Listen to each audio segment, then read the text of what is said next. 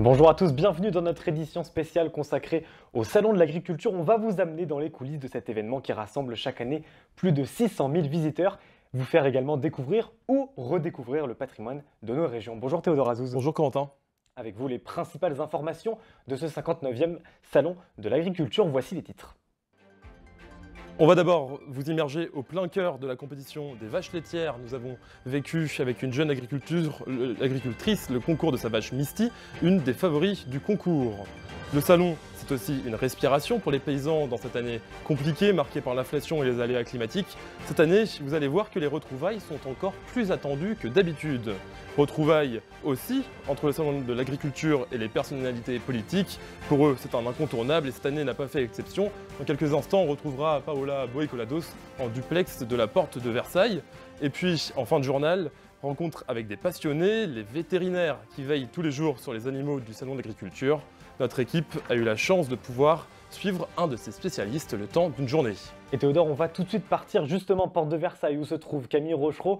Bonjour Camille, faites-nous vivre cette ambiance justement et ce monde autour de vous.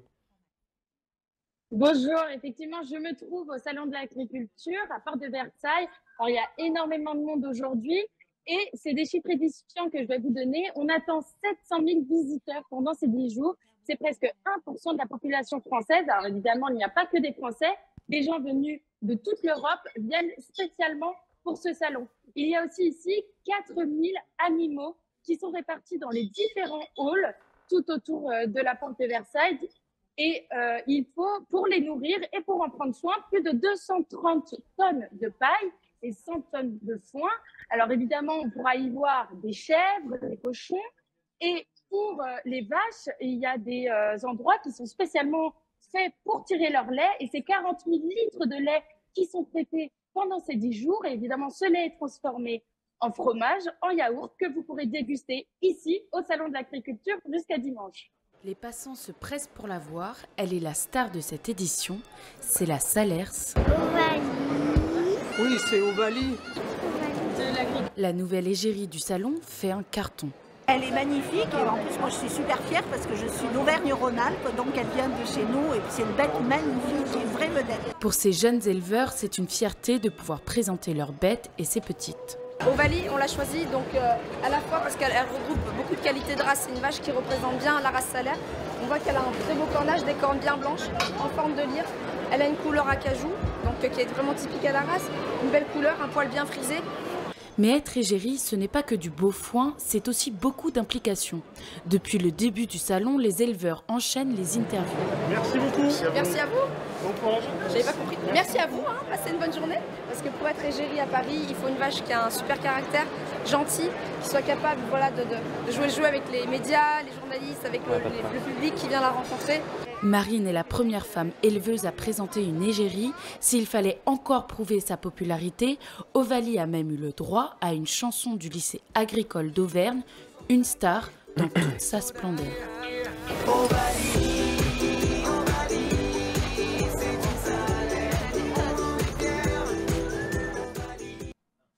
On l'a déjà dans la tête Théodore, cette chanson. C'est clair, mais avant les chansons, le salon de l'agriculture, c'est avant tout un rendez-vous économique à ne pas manquer pour les paysans. Entre la facture du prix du stand et les frais de transport, la venue à Paris est un investissement conséquent pour les exposants. Alors comment font-ils pour y trouver leur compte? Thibaut Maillet et Théophile Aubriot ont mené l'enquête. Au salon de l'agriculture, c'est la discipline reine. On est là pour goûter et découvrir, parce que si on achète tout ce qu'on goûte... On peut le goûter, prends un petit bout là, tire, vas-y, n'aie pas peur. C'est le premier salon de l'agriculture de Peter. 7 000 € pour le stand, 50 kilos de jambon à offrir. Pour se tarner, c'est un investissement. C'est comme ça qu'on déclenche la vente. Là, tu vois, et après, ça dépend des fois, mais des fois, ça marche. Mademoiselle, un petit bout de jambon? À quelques mètres de là, une productrice de pâté. Elle vient du Finistère, c'est son 3e salon. Dans ses cartons, 5000 boîtes. On va avoir des répercussions jusqu'à l'année prochaine en fait, donc c'est très intéressant d'être là. Au-delà des ventes, elle mise sur la renommée. Aujourd'hui, elle quitte son stand pour participer à une émission de radio nationale. Et elle s'appelle Sandra Kerlock. Bonjour Sandra. Bonjour Willy. Je pense que j'ai passé tous les messages que j'avais à passer, donc de mon point de vue, mission accomplie. Lui ne cherche ni à vendre, ni la renommer. Rémi Pierre, éleveur, et sa vache vosgienne, Rihanna. Transport pris en charge, stand offert, l'éleveur n'a rien déboursé pour sa vache. Bref, il est là pour une autre forme de récompense. De tomber sur des dames comme ça, qui nous félicitent, qui nous... Ah bah oui, qui nous donnent vraiment du courage dans tout ce que vous faites. Voilà. Le salon, une bonne opération. Pour la plupart des exposants, c'est un quart du chiffre d'affaires annuel. Et on vous en parlait dans les titres, et avec Camille Rochereau, les vaches se battent pour être la star du salon. Sur le grand ring ce lundi, le concours de la race Primostein, c'est la classique laitière noire et blanche. Elisa Amourette et Marie Ramogi ont suivi Misty, qui participe au concours pour la 3e fois. Musique, spot de lumière, caméra et même grand écran, rien n'est trop clinquant pour le plus grand concours français de beauté, de vaches. Notre Marguerite s'appelle Misty, vient d'Angoulême et c'est un canon de beauté. Elle a des bons membres, une bonne solidité au niveau du dos, au niveau des pattes. La mamelle est parfaite. Mais son éleveuse est inquiète. Ce qu'on veut, c'est qu'elle soit un peu plus ronde et elle a peut-être pas assez mangé. Elodie tente de la convaincre. Comme ça. Non plus. Elle est difficile, dis donc. Juste avant le grand show, en coulisses, dernière ligne droite pour Misty et dernière retouche. C'est du brillant pour mettre en valeur certaines zones. Avec la lumière, ça va ressortir, ça va briller. Elodie se rassure. Elle a repris du pis, elle a repris du ventre un peu, ouais. Là, elle est bien. Son compagnon va bientôt emmener leur vache. La pression monte autour de sa queue.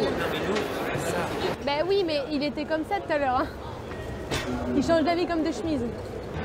Misty est enfin prête. C'est plaisant quand elle marche comme ça, là. Elle se démarque vachement. Le juge scrute tous les détails. Les minutes sont longues et enfin, la délivrance. Première de sa catégorie, le gain n'est pas financier, mais Misty est pour la prochaine année l'une des plus belles vaches de France. Un arrière-pied qui monte plus haut, qui est plus large. Inflation, guerre en Ukraine, sécheresse, l'année n'a pas été de tout repos pour les agriculteurs. Alors cette année, ils attendaient encore plus que d'habitude leur retrouvaille au Salon de l'Agriculture à Paris. Vous allez le voir, pour beaucoup d'entre eux, ce rendez-vous est un véritable bol d'air. Voyez ce sujet réalisé avec Corentin Roland. Un arrêt dans un stand, puis dans un autre. Lucien Conquet est producteur de viande à l'Aïeul dans l'Aveyron, mais au Salon d'Agriculture, il connaît tout le monde. Ça va et toi? Ça va. Non, c'est foie gras, ça marche. Et les foie gras, c'est un peu compliqué. Ouais, c'est un peu compliqué cette année. Heureusement que tu as travaillé comme ça la fin d'année avec le bœuf. Comme les frères, on se voit que 3 fois par an, mais ça suffit. C'est vrai. C'est un mélange de lapin, poulet, porc et veau, que vous mangez très froid. Éric Van Ost, l'un des doyens du salon, produit des terrines en Picardie. À cause de la guerre en Ukraine, le coût de ces bocaux a augmenté de 25% et il a bien besoin de cette solidarité. Si on a un problème technique et tout ça, on peut parler avec nos collègues. Là, il n'y a pas une profession qui n'est pas impactée par telle ou telle chose. Plus 6% du prix du foin sur l'année 2022, ces jeunes fromagers connaissent aussi des difficultés pour nourrir leurs bêtes. Ça a été vachement compliqué par rapport à la hausse des prix. Toutes les matières premières, elles ont explosé. Ça fait du bien de sortir un peu et voilà quoi, c'est sympa quoi. Un peu plus loin, chez les vignerons, le réconfort de Pierre, c'est de retrouver ses habitués. C'est vrai que la Bourgogne a beaucoup souffert, on a subi les gelées, la grêle. Heureusement, mes clients sont fidèles. Après les bovins, ils viennent voir les bovins. C'est bien aussi. Hein. Les copains, vous venez voir aussi les copains aussi. Ah oui, bien sûr. Pierre-André mise sur son millésime 2022 pour compenser la hausse des prix de l'énergie. L'an dernier, il avait réalisé 10% de son chiffre d'affaires au Salon de l'Agriculture. Une date également incontournable pour la classe politique après la Première ministre Elisabeth Borne et le président Emmanuel Macron. C'est au tour des ministres de l'Agriculture et de la Transition écologique de se rendre sur place Porte de Versailles. Paola Boué-Colados, vous qui êtes également sur place dans le hall 2, quels étaient les enjeux de ces déplacements ? La principale raison de leur venue, c'était la signature des feuilles de route qui doivent lancer les travaux de décarbonation dans la filière bovine et céréalière française. Le ministre de l'Agriculture, Marc Fesneau, a salué la coopération de ces deux géants de l'agroalimentaire qui sont unis dans le combat contre le changement climatique. Christophe Béchu s'est également exprimé sur la sécheresse redoutée dans le sud de la France d'ici le mois de mars. Le ministre de la Transition écologique en a appelé à la vigilance des Français. Je cite, « Laver sa voiture, ce n'est pas le moment. Nous en reparlerons d'ici le mois de mars s'il pleut d'ici là. » Des nouvelles prises de parole de la part de Christophe Béchu peuvent donc être attendues dans les prochaines semaines. Alors à chaque édition du salon, il y a bien sûr des lapins, des chèvres et des vaches élevés par des producteurs locaux venus de toute la France.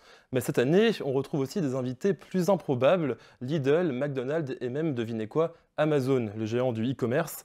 Quel accueil réservent les visiteurs à ces multinationales? Gaëlle Nsabio-Mokiza et Marie-Stella Papéguin. Une petite flèche orange au milieu du salon de l'agriculture. Une première. Vous l'avez bien reconnu, c'est le géant Amazon. Donc Amazon au salon de l'agriculture. Non mais alors ça c'est honteux hein, même. Ah, je suis pas d'accord. Ça n'a pas du tout sa place.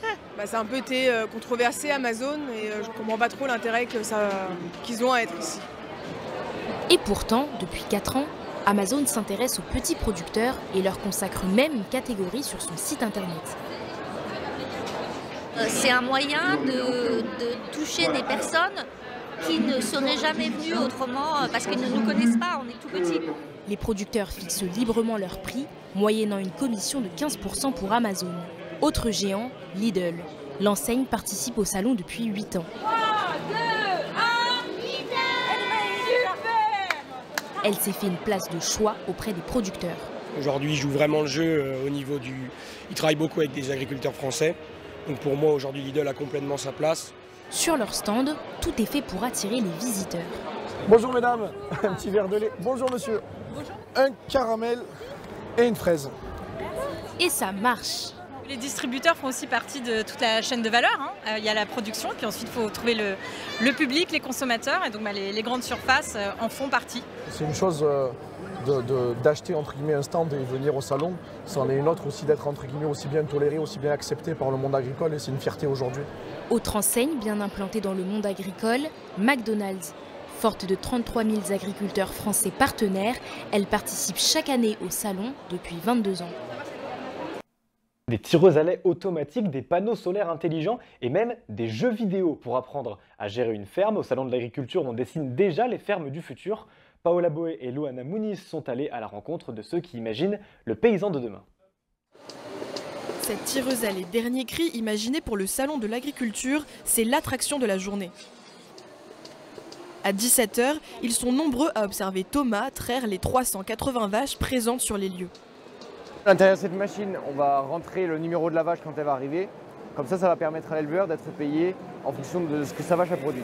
On a les 4 trayons donc pour la vache. Et après, ici, on a le boîtier qui va récupérer tout le lait. Et la machine va se retirer quand elle va comprendre que le débit est faible. L'innovation a toute sa place au salon, au point qu'un pavillon lui est dédié. 19 000 mètres carrés à la pointe de la technologie, comme ces panneaux photovoltaïques qui s'adaptent à la météo et au changement climatique. L'utilisation des panneaux photovoltaïques au-dessus des cultures permet de protéger les cultures qui sont en dessous lorsque les conditions deviennent stressantes, soit parce qu'il fait trop chaud, soit parce qu'il manque d'eau dans les sols. Des innovations qui passent aussi par la jeunesse, comme le montre ce jeu vidéo destiné aux élèves en lycée agricole. Ici, le joueur incarne un agriculteur dont le but est de développer son exploitation tout en respectant l'environnement. C'est une exploitation de moutons. Donc là, c'est tout simplement aller s'occuper de la bergerie. Le paysan de demain, c'est quelqu'un jeune, qui a Internet, qui est un peu comme un mec de la ville et qui utilise les technologies pour que son exploitation aille au mieux, que ce soit des tracteurs ultra modernes, des moissonneuses-batteuses ultra modernes, c'est quelqu'un qui va avec son temps. Panneaux photovoltaïques et tracteurs intelligents, autant d'outils destinés à rendre l'industrie plus verte en attendant qu'une nouvelle génération ne prenne la relève. Et la relève justement, car parmi les 220 000 élèves agricoles en France, certains faisaient justement leur premier pas dans ce salon de l'agriculture. Et malgré ce problème de renouvellement générationnel, des jeunes en lycée agricole sont bien là dans ce salon à Porte de Versailles. Notre équipe en a suivi Luna Pérez et Émilie Rapneau. Il s'est levé à 5 h du matin pour prendre soin des 4 vaches de son lycée. Mathieu, 16 ans, est dans son élément. Viens voir, regarde. T'as vu? C'est tout doux, hein. Une vache, ça peut vivre de 15 à 20 ans. C'est un peu comme un chien. Venu avec ses camarades du lycée agricole, Mathieu prépare son CAP en exploitation bovine. Mon père, il était salarié agricole et mon grand-père, il a une petite exploitation. Être dehors aussi, c'est une passion, donc j'aime pas rester enfermé. Elle était têtue ce matin. Malgré son jeune âge, rien ne le distingue des autres professionnels. 19 h, c'est l'heure de la traite. Allez, bien fille.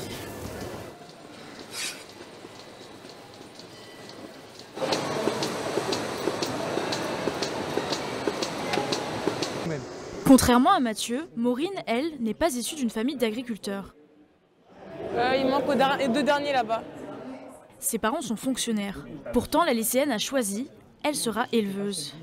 J'ai été à un concours pour les moutons pour la première fois et ça m'a plu donc j'ai continué. À quelques mètres de là, les moutons s'apprêtent à passer devant le juge et ce sont des jeunes d'un lycée agricole qui tentent de calmer les récalcitrants. Puis pour manipuler ces rouges de l'Ouest, toujours nos jeunes gens du lycée agricole La Cazotte. Colline, 21 ans, participe à son premier salon et elle ne regrette pas d'avoir choisi cette voie. D'ici une dizaine d'années, j'envisage de m'installer. Actuellement, j'ai 5 éleveurs qui m'ont proposé de reprendre leur ferme, donc je ne reprendrai pas tout. Une relève très attendue. Le nombre d'agriculteurs diminue de 1 à 3% chaque année. Selon le ministère de l'Agriculture, il faudrait au moins 7000 installations par an pour renouveler les générations. Viande bovine blonde d'Aquitaine et sa fameuse vente aux enchères. Pour les éleveurs, ce moment est l'aboutissement de plusieurs mois de travail. Regardez ce sujet de Colline David. Oklahoma est enfin prête. Plus qu'un dernier coup de brosse. Pour son éleveur Michael, c'est le résultat d'un long travail. Ça fait 7-8 mois qu'on la prépare. C'est la bichonnée, une alimentation régulière, une alimentation qui est faite par un diététicien. Oklahoma fait partie des 5 blondes d'Aquitaine sélectionnées sur les 500 000 que compte la France. En arriver là est une consécration pour Michael. C'est des ventes qu'on réalise, on peut avoir ça 2-3 fois dans sa carrière, quoi. Une fois sur le ring, les 5 vaches s'alignent sous le feu des projecteurs, telles des stars. Du côté des éleveurs, la pression monte. Un peu de stress, les jambes tremblent. La vente aux enchères est lancée. C'est au tour de Michael de présenter Oklahoma. Les vaches sont vendues au kilo.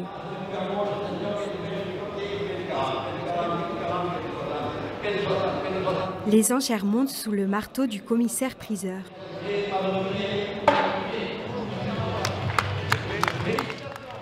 C'est finalement Antoine et Nicolas qui l'emportent à 16,40 € le kilo. Ces 2 bouchers bretons sont rattachés aux enseignes Super U et Leclerc. Merci beaucoup à vous. En temps normal, Michael vend sa viande entre 5,50 et 6 € le kilo. Le salon lui permet une valorisation exceptionnelle. Elle a été vendue 16,40 € et elle a été estimée à un poids de 760 kg de carcasse.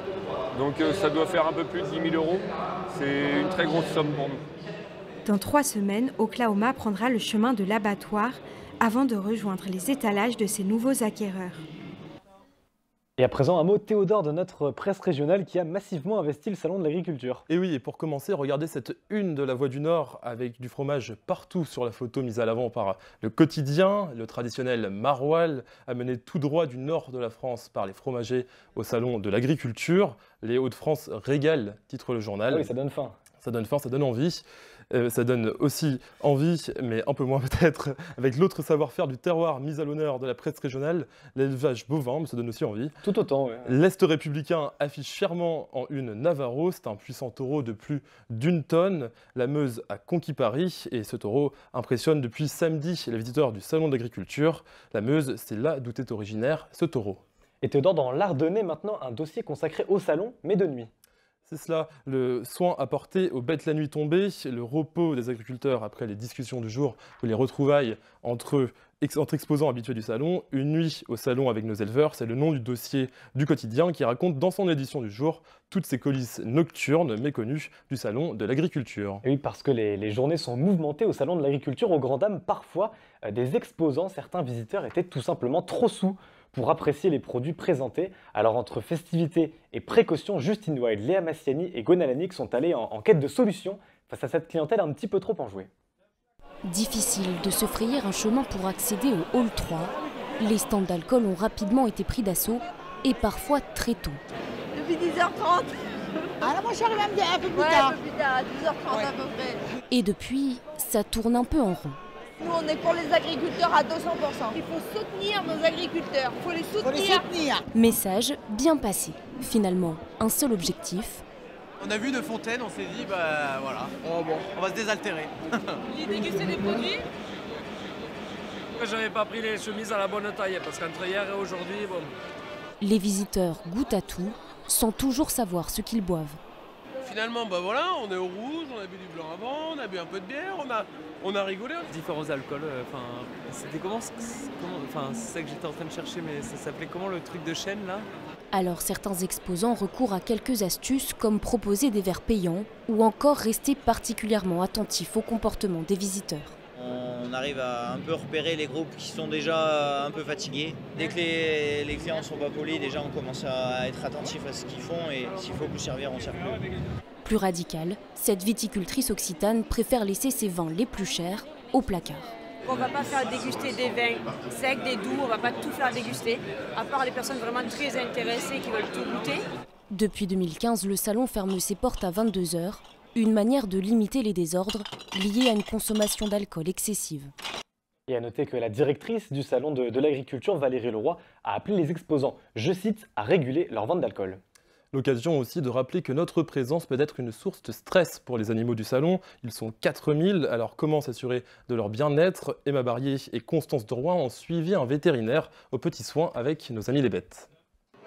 Ça va durer 10 jours.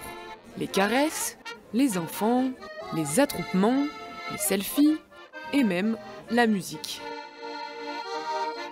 Pour les éleveurs, l'important est de faire respecter quelques consignes. On fait juste attention que les vaches ne soient pas trop manipulées par les gens. Pour la tranquillité de la bête, si elle refuse qu'elle soit touchée, oui forcément on leur demande de partir quand même. Mais parfois, certains signes ne trompent pas. Si une vache ne rumine pas, si elle a les oreilles basses ou si elle reste couchée et qu'elle ne bouge pas, on voit que là il y a un stress et donc là on appelle le veto s'il y a besoin. Le veto justement, ils sont deux. Deux vétérinaires disponibles 24 h sur 24 pendant toute la durée du salon. Eh bien, voilà. Vincent Bertrand en est à sa 10e édition. En moyenne, chaque jour, on l'appelle pour une trentaine d'urgences. La température est tout à fait normale. Ce qu'il faut, c'est surveiller qu'ils boivent bien. C'est exactement comme nous. Fausse alerte cette fois pour ce veau. Mais lorsque c'est plus grave, le vétérinaire peut intervenir dans une salle à l'abri des regards. Allez, on y va. Non. Allez, c'est parti. Hop, hop, hop, Justine, mets-toi là. C'est tout, c'est bien, ça va. Ouais. Merci, à demain. À demain.